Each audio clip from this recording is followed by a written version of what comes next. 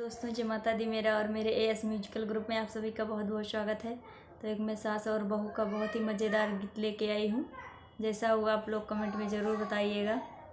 का करे बुढ़िया बेचारी, पतोहिया नी करी गई शिकारी। का करे बुढ़िया बेचारी, पतोहिया नी करी गई शिकारी।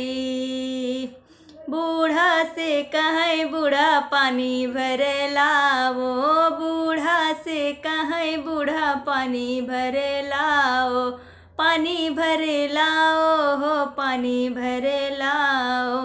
अपना तो सोवई पसारी, अरे अपना तो सोवई पसारी, पतोहिया नी करी गई शिकारी। अपना तो सोई पसारी, पतोहिया नी करी गई शिकारी। का करे बुढ़िया बेचारी, पतोहिया नी करी गई शिकारी। बूढ़ा से कहें बूढ़ा घरवा रखावा, घरवा रखावा, बूढ़ा घरवा रखावा।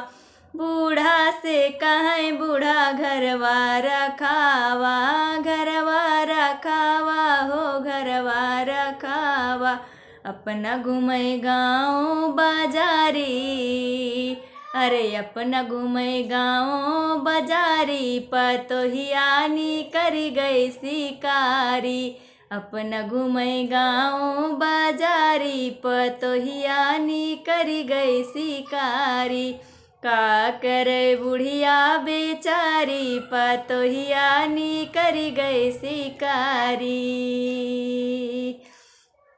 बूढ़ा से कहें बूढ़ा खाना बनाओ, खाना बनाओ, बूढ़ा खाना बनाओ। बूढ़ा से कहें बूढ़ा खाना बनाओ, खाना बनाओ, खाना बनाओ। अपना करे मोबाइल से यारी, अपना करे मोबाइल से यारी, पतोहिया नी करी गई शिकारी। का करे बुढ़िया बेचारी, पतोहिया नी करी गई शिकारी। का करे बुढ़िया बेचारी, पतोहिया नी करी गई शिकारी। का करे बुढ़िया बेचारी, पतोहिया नी करी गई शिकारी।